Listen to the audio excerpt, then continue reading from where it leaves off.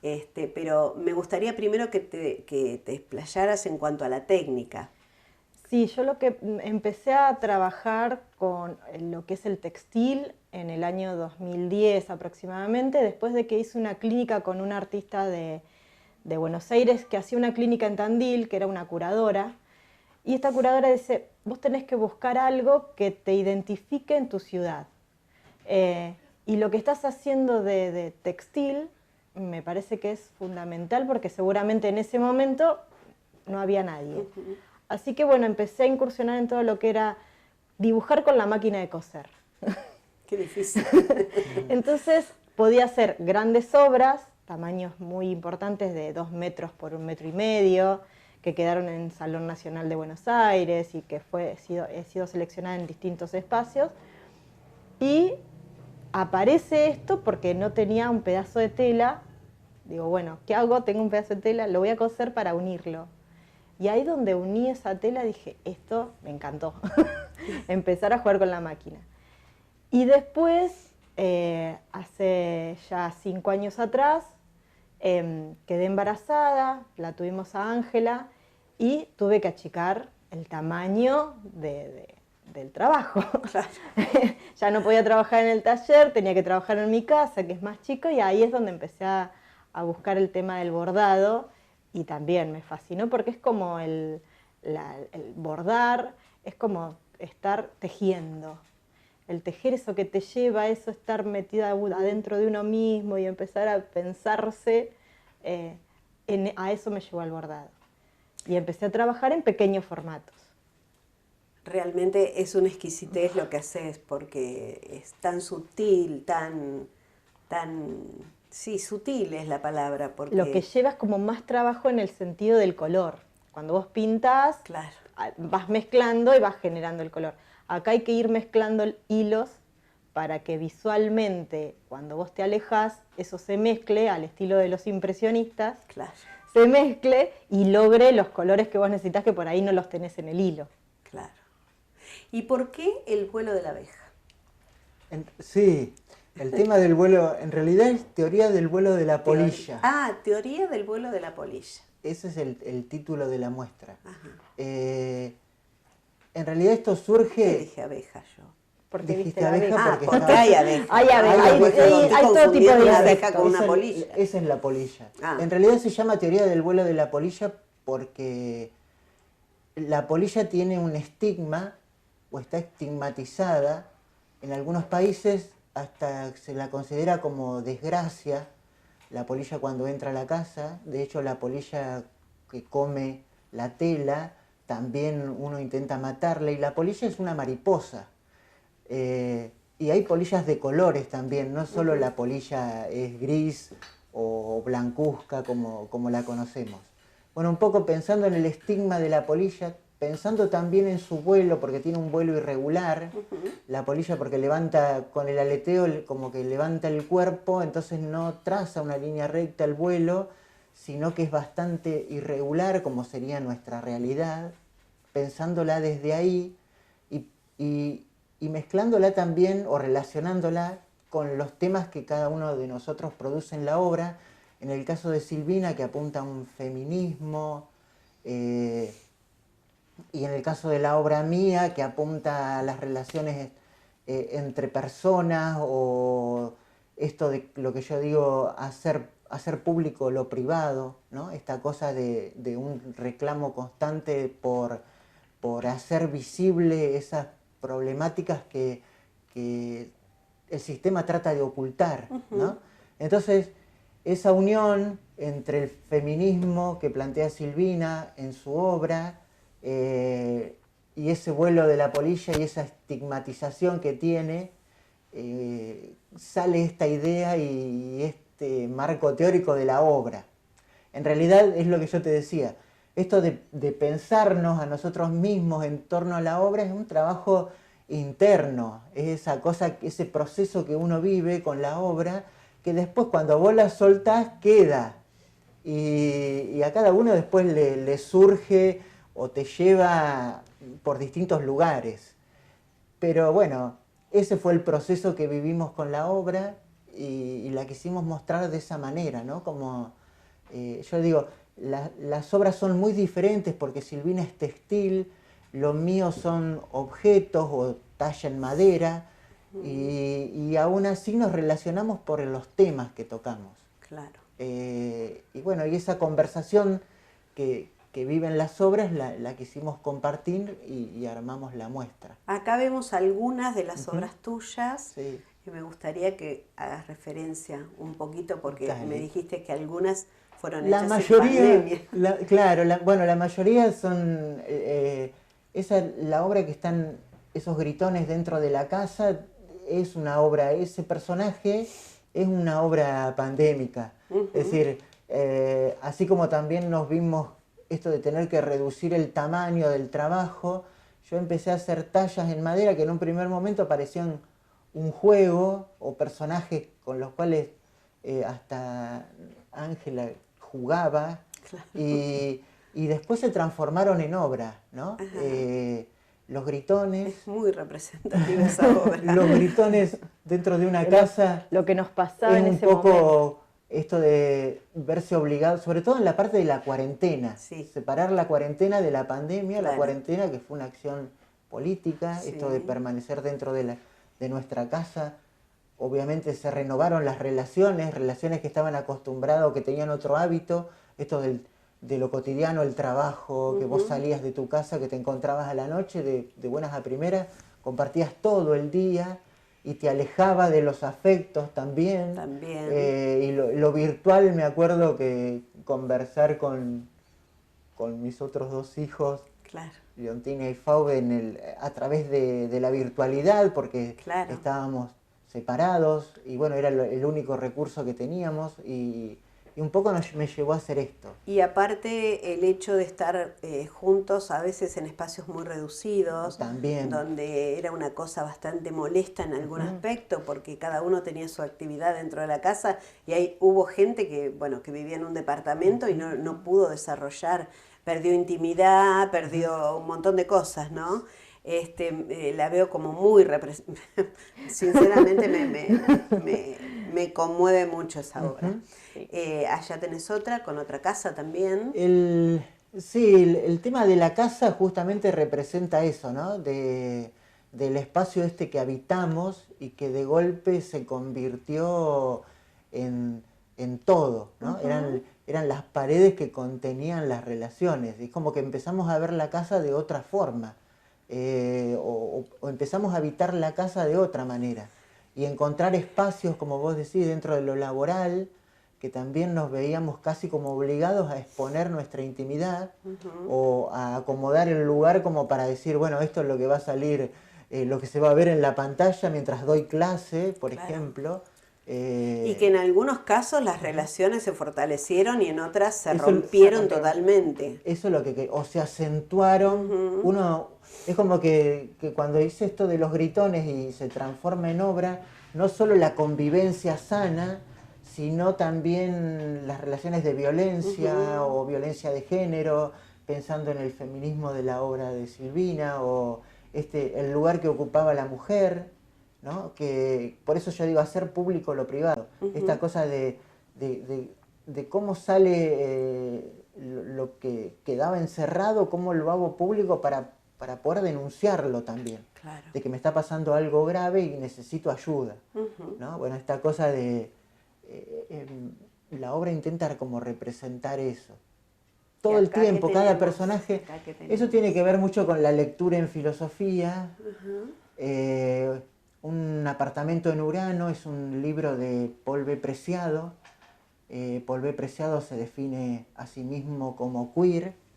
Hasta el 2015 fue Beatriz Preciado y del 2015 hizo una transformación, ella es transgénero, él ahora se autodefine como, o se autopercibe como Paul B. Preciado, hace filosofía, es español, nació en el 79, y Un apartamento en Urano refleja justamente esta cosa de tener que modificarse a uno mismo.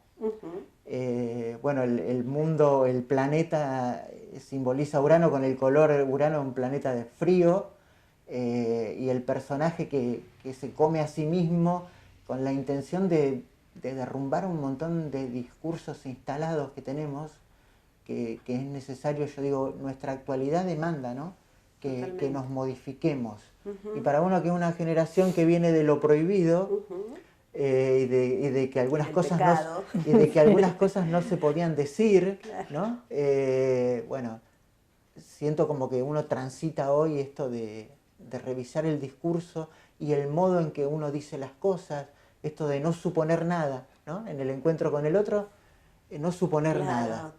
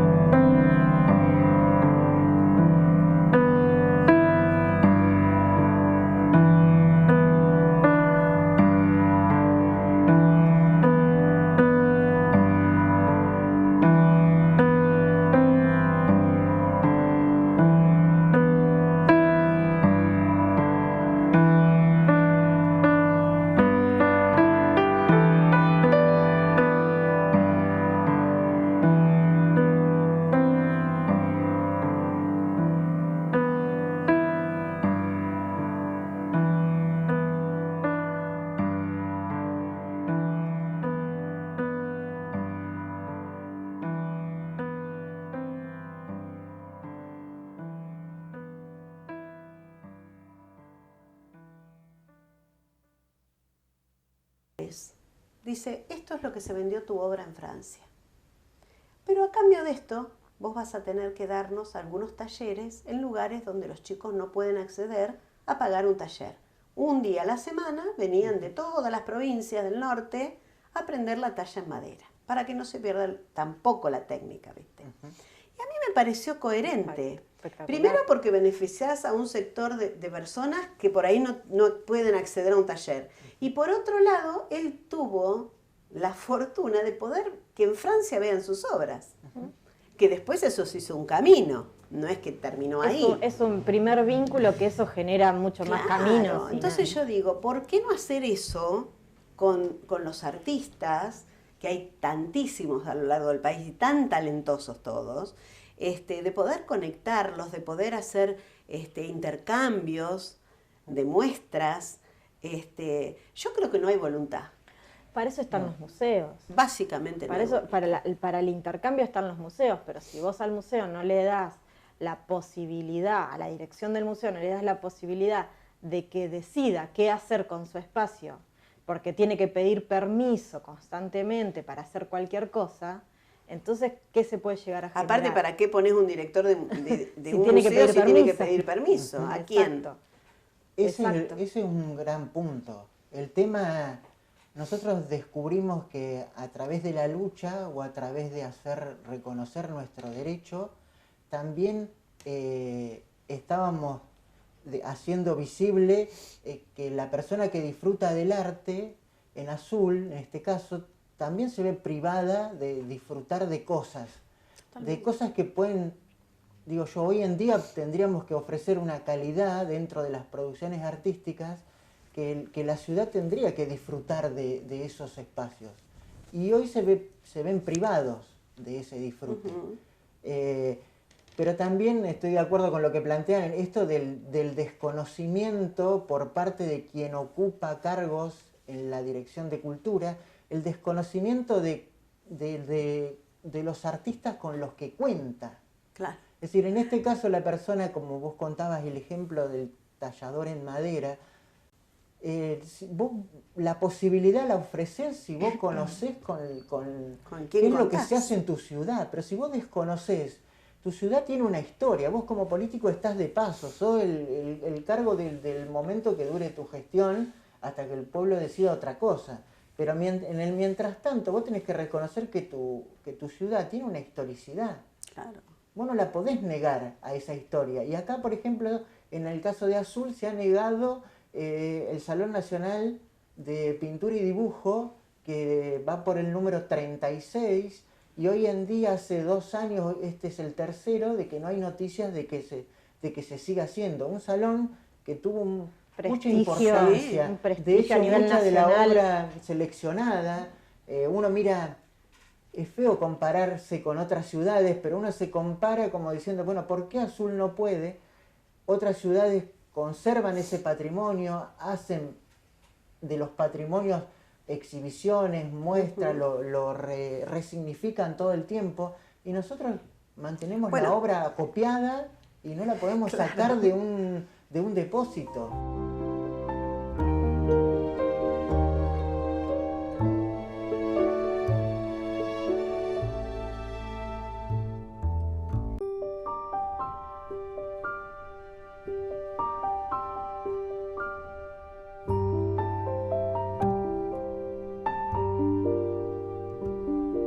Y vos decís el Salón Nacional de Pintura, yo también recordaba el encuentro de teatro, por ejemplo, que era pero es lo que nos pasa. americano, venían de toda América. Estamos acostumbrados a perder cosas y no decir nada. Exactamente. En esa estamos en este momento, empezar a decir todo lo que hemos perdido. Porque cuántas actividades, acá estamos nombrando 2, pero cuántas actividades e instituciones hemos perdido en la ciudad. Sí. Cantidad. Ahora yo les pregunto, cuando ustedes hicieron esta movida de salir a la calle, de visibilizar todo esto, ¿no? Y la siguen haciendo, ¿se sintieron acompañados por el pueblo de Azul? No, porque muchos artistas trabajan para la municipalidad, entonces deciden no aparecer por miedo. por Después miedo tenés... a perder el trabajo, Sí, no sí, por sí, cualquier sí. cosa, No, claro. por miedo a Sí, a perder que la los- continuidad en sí. lo laboral. Pero Después la gente muchos... común, la que va a un museo a ver No, una obra, no, es muy difícil Porque además en empiezan ese... como que no entienden, quieren más explicaciones y uno intenta explicar de la mejor manera y más claro. Y hay mucha gente también que trata de desvirtuar también eso. Aparece en el medio mucha gente que empieza a decir otras cosas, como que querés algo particular, o querés una movida tuya, o querés algo político. Claro. Y vos decís, no, no me lejos están de interesa. eso, Yo claro. trabajo en mi taller, trabajo en mi obra y déjame tranquila Claro. que estoy así, pero sí lo que quiero es que la ciudad crezca y que se empiece a dar a conocer todo el movimiento que hay en la ciudad, que ahora es en forma independiente, porque gracias a que hay mucha gente que tiene ganas de justamente trabajar por amor al arte, de manera independiente se siguen haciendo cosas y se siguen haciendo a partir de no hablar con la Dirección de Cultura. Y tratás de extenderte hacia todas las ciudades que tenemos a nuestro alrededor, como ahora que estamos generando una muestra con artistas de toda la región, para poder seguir moviéndonos y hacer un grupo más importante a nivel regional de la ciudad, de la provincia de Buenos Aires. como debería ser. Como debería ser. Ustedes me hablaban que en pandemia se pudieron conectar con gente de otras provincias, como Mendoza. Mendoza tiene una movida cultural muy grande también, ¿no? O el norte mismo de nuestro país. ¿Tuvieron algún acercamiento? ¿Cómo fue eso? Por ahora lo que hacen es replicar lo que nosotros hacemos en redes, ellos lo vuelven a compartir, que eso para nosotros ya es importante. Pero bueno, de a poco creo que se va a ir generando la confianza, porque me parece que también el azuleño lo que le pasa es que es muy desconfiado. Total. Entonces, ante cualquier cosita que vos hablás un poquito más fuerte para decir, bueno, pero está pasando esto, y empiezan a desconfiar, y quiénes somos, y quiénes están detrás, y empiezan a investigar a ver cómo se mueve todo, y hasta que no se sienten seguros no aparecen. Claro. Pero me parece que tiene que ver con la continuidad de seguir visibilizando y seguir hablando de lo que nos está pasando en la ciudad y en todo lo que es la provincia de Buenos Aires, porque la emergencia no es solamente acá, No, es te diría en que todos es en todo el lados. país. Sí, ni hablar. Bueno, volvemos a la obra.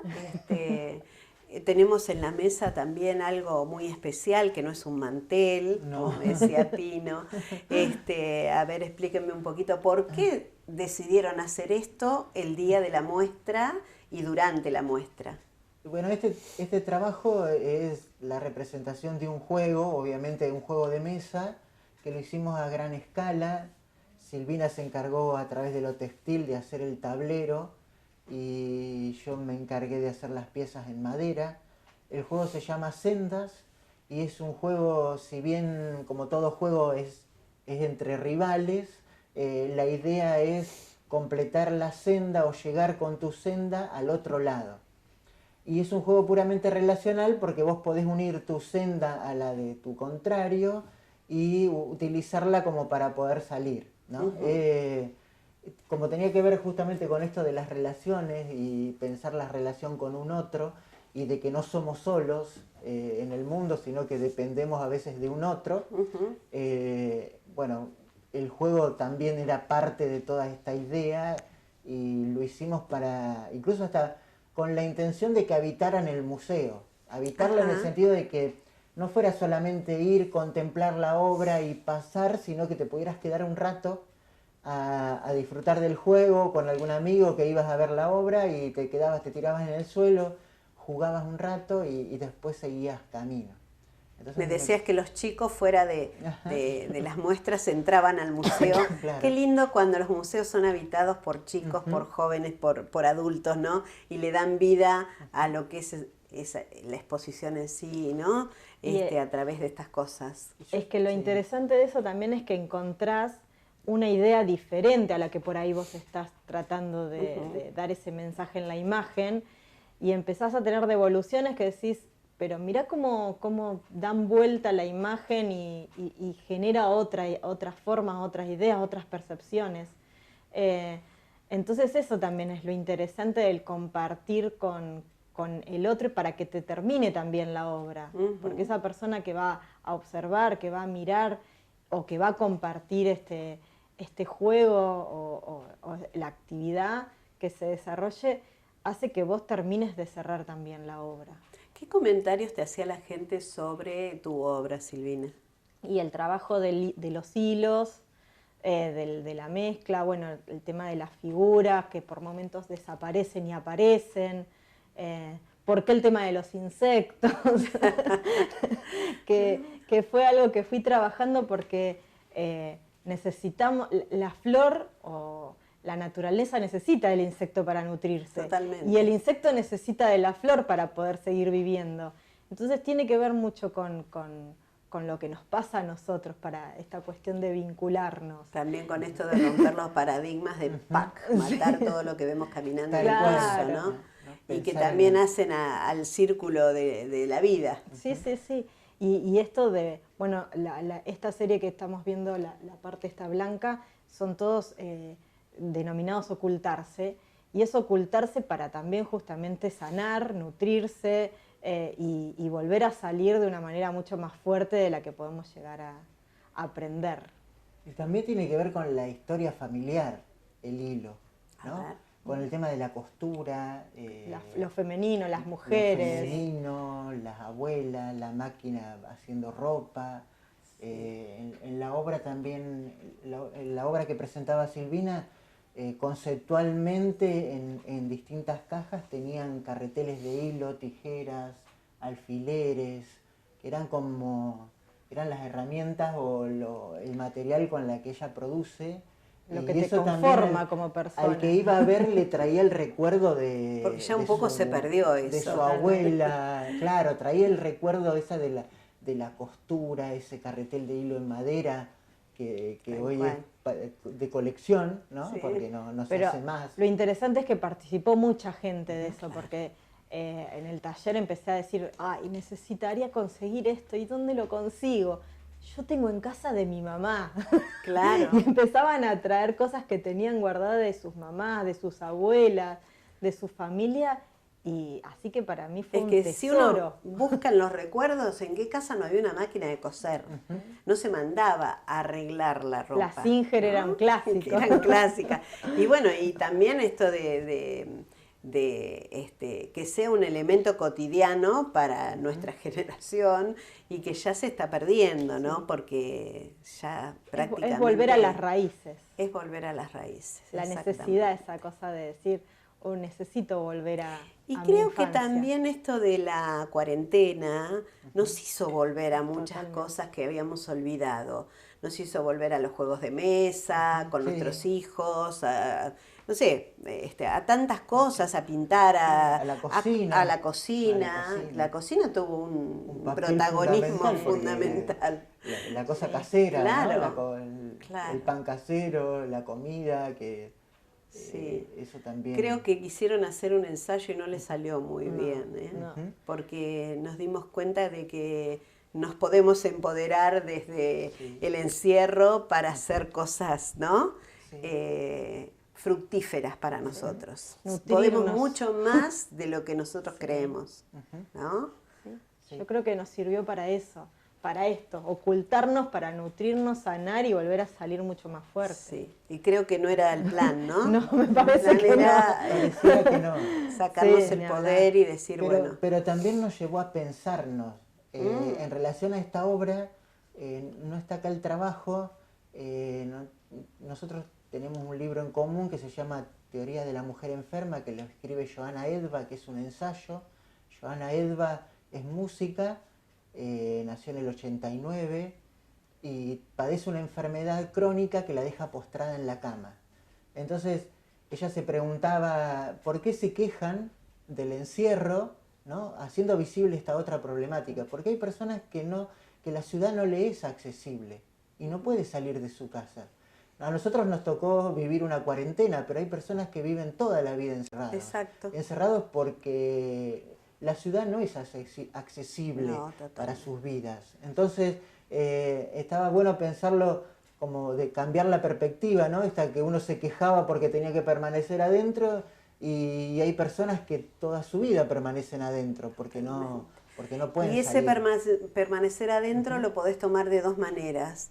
O renegarte, deprimirte y no hacer nada, o crecer, ¿no? Crecer absolutamente y nutrirte de todo lo que tenés alrededor. Aprendimos a hacer cursos a través de internet. Es que eso salvó Claro, muchísimo la virtualidad, totalmente. porque se empezaron a abrir cosas que antes eran solamente presenciales, y pensando en estas personas que no tienen posibilidades de salir de su casa, lo virtual fue como una ventana o una puerta que se abrió para encarar cursos, hasta carreras. O ver obras de teatro. O por ejemplo, obras de Ver obras de teatro era sí. imposible o pensar en recitales, eso. Sí, ¿no? A sí, través de sí. lo virtual, que vos no podés ir porque en silla de ruedas, por ejemplo, bueno, podés ir no tenés el acceso para No. mirar una No, banda claro. que te gusta ahí, y bueno, y lo virtual te dio esa posibilidad. Y creo que es algo que no lo vamos a perder, ¿eh? No. Yo creo que la gente se acostumbró ya a utilizar estas herramientas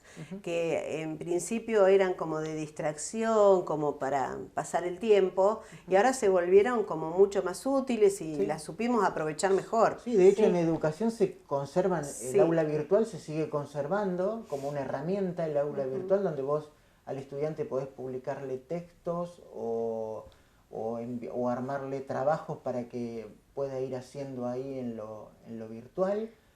Así que se suma algo que es la cuestión tecnológica, que si bien falta trabajar sobre eso, porque las escuelas habría que dotarlas de Conectividad tecnología. primero, Primero la todo el conectividad país. y tecnología, ¿no? Hacer Hay de los lugares que no salones- tienen conectividad. Claro. Sí, incluso con respecto a lo de la conexión, nosotros pudimos hacer cosas que eran de manera presencial y teníamos que ver la posibilidad de viajar a Buenos Aires, que son clínicas Claro. de arte, y que nos era muy complicado. Pudimos hacerlo durante la pandemia, durante los 2 años, una clínica de arte con artistas de Buenos Aires. Claro.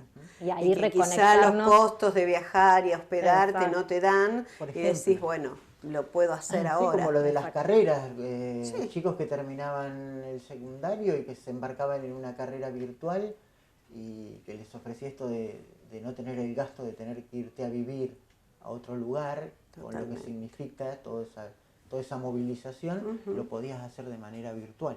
Por eso es necesario pensar políticas que nos igualen a todos, ¿no? Porque nosotros que generalmente vamos mucho al norte, vemos que allá los chicos no acceden a estas cosas. Que sería tan útil que tengan una buena conectividad, que tengan una computadora para poder acceder a cosas que pasan en Capital. Yo siempre digo, Capital, provincia de Buenos Aires es un mundo, el resto del país Es otro. otro.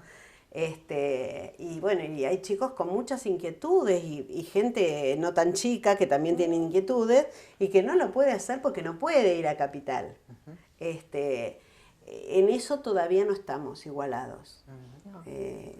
Pero porque hay un Necesitamos. problema de políticas, Sí, totalmente. de gestión. Es solamente porque para mí la cuestión económica me parece que está. Lo que no se está es gestionando las cosas. Sí. No está yendo para donde para tiene donde que ir. tiene el que dinero. ir. No. Ujú. Sí, no, Así eso es. te hemos descubierto también, el desvío de fondos que son para cultura, que permanezcan en un plazo fijo. Claro. Eso ya te define lo que Tal está cual. ocurriendo a nivel. Y vos fíjate que salió lo que es cultura, también salió lo que es salud. Exacto. ¿eh? Fondos que debían ir a infraestructura de hospitales y nos encontró la pandemia que no teníamos infraestructura. Nada. O Ni el sea, personal, ni la cantidad de personal Claro. para poder trabajar. Claro, cuando en realidad hay encargos públicos que no, Sí. no es necesario que haya tanto.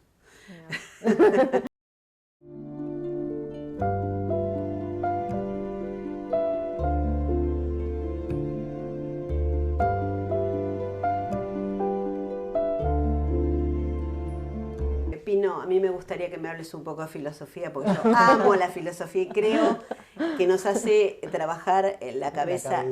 Sí, y aparte es como que trabajamos lo colateral con la filosofía, ¿no? No es, yo siempre digo, en Estados Unidos ya casi la terapia psicológica no se implementa más, sino que se implementa la filosofía como resolución de problemas.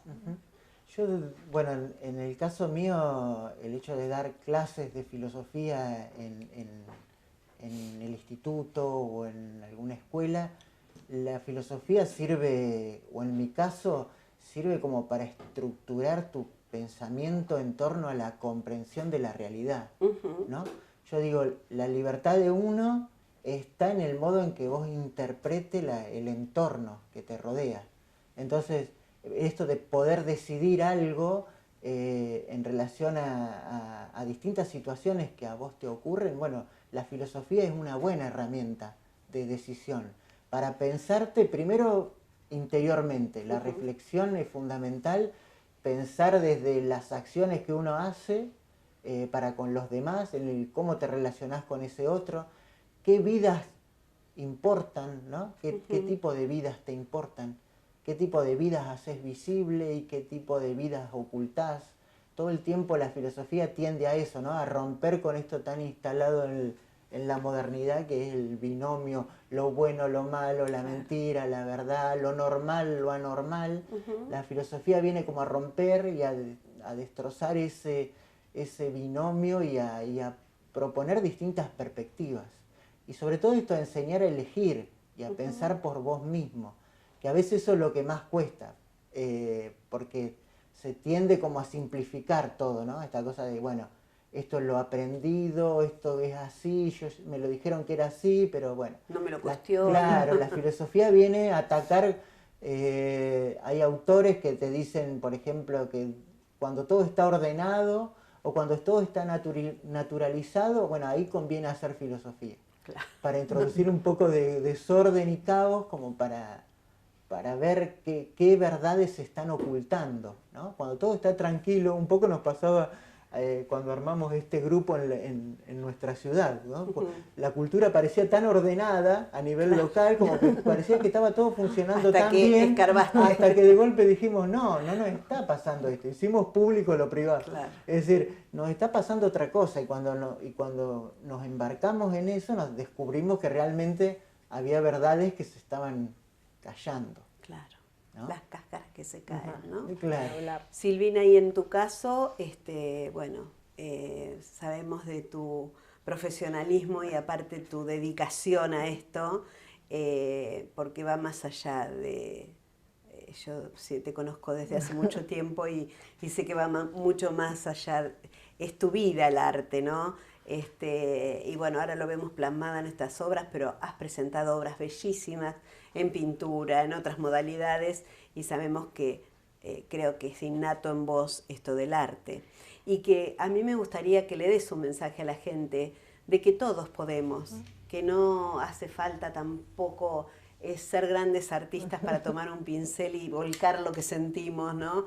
Hay que animarse nada más. Es solo animarse. Yo arranqué a los 6 años en un taller de arte y desde ahí no paré.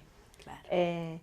Y pude ingresar en la Escuela de Bellas Artes y darme cuenta que por ahí la docencia en su principio no me interesaba, y de repente empecé a dar clases en el taller en vez de clases en escuela, y empecé a ver que eso era fascinante, porque no solamente vos acompañabas en ese proceso de creación al otro, sino que el otro te daba muchísima información para uno y para otros. Entonces se empezaban a generar esos idas y vueltas que son fantásticos y que se generan en un taller, y que me sirve a mí sobre todo para mi obra y para poder seguir produciendo. Y cuanto uno más produce y uno más genera su propia creatividad, puede llevar esa creatividad al otro. Claro. Porque no es que hay que ser muy creativo, la creatividad es aprender. Muchos te dicen, yo no quiero copiar, pero el copiar te enseña, el copiar y mirar y observar, y cuanto más miro y más información tengo, más creatividad puedo llegar a tener. No es ese librito que teníamos en la escuela que decía, no hay que copiar. Tenemos que ser creativos, pero no se puede ser creativo si no aprendemos a ser creativos. Todo el mundo puede ser creativo. Después uno buscará la beta y el lugar donde la le línea gusta que más. quiera, la imagen que quiera, la forma que quiera, la disciplina que quiera. Pero lo importante es permitirse observar, copiar, mirar a otros y aprender de esos otros, porque es lo que uno ha hecho desde la niñez, es empezar a observar y ver libros en los momentos que podíamos viajar y conocer los museos y decir, mirá, lo que estaba mirando en el libro no tiene nada que ver con lo que veo. Poder producir también eso en los alumnos y decir, chicos, lo que estamos viendo no es nada que ver, esa cosa que tenemos que pintar de manera prolijita. No, es emoción, y la emoción a veces es prolijita y a veces no.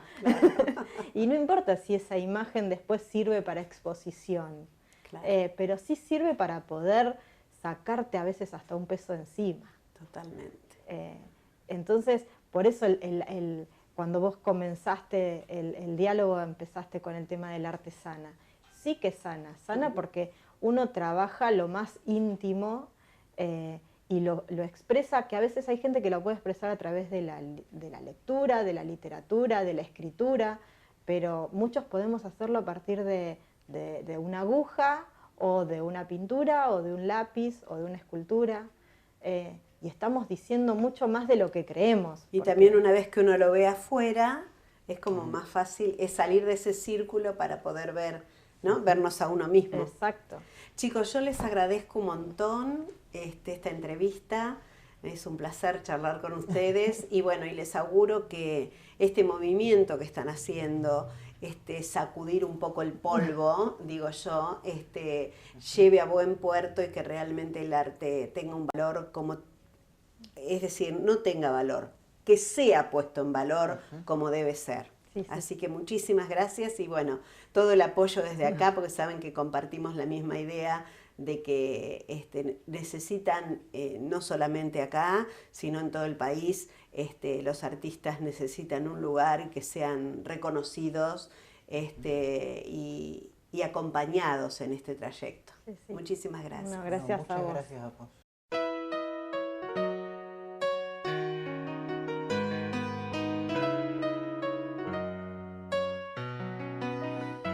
Pasan los años, pasan los gobiernos, los radicales, los peronistas, pasan veranos, pasan inviernos, quedan los artistas.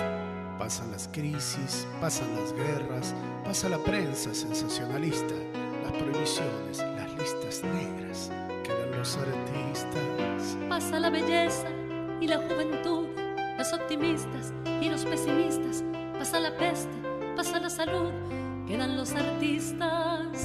Pasan los mecenas, pasan los censores, pasan hipócritas y moralistas, tiempos peores, tiempos mejores, quedan los artistas. Si no fuera por Homero y por ese Partenón, ¿quién sabría algo de Grecia y su civilización? Roma sigue siendo Roma, aunque la quemó Nerón. No habrá censura que pueda contra el Decamerón. Hitler ocupó París y mucha gente temblaba, pero no pudo lograr que la Gioconda llorara. La fuente de Lola Mora sigue tan desfachatada y ni Franco consiguió que la maja se tapara. Por eso no le temo a las pasiones, ni a la vejez, ni a los psicoanalistas, ni a los fracasos, ni a las frustraciones, porque soy artista. De veras que no sé si bueno o malo, cantante, decidor o ilusionista, que ha recibido elogios y algún palo, como todo artista.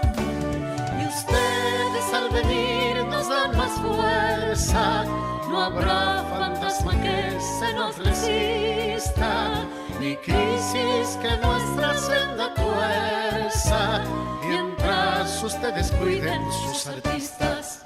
Pasan los años, pasan los gobiernos, los radicales, los peronistas, pasan veranos, pasan inviernos, quedan los artistas. Pasan las crisis, pasan las guerras, pasa la prensa sensacionalista, la prohibición en las listas negras, quedan los artistas. Pasa la belleza,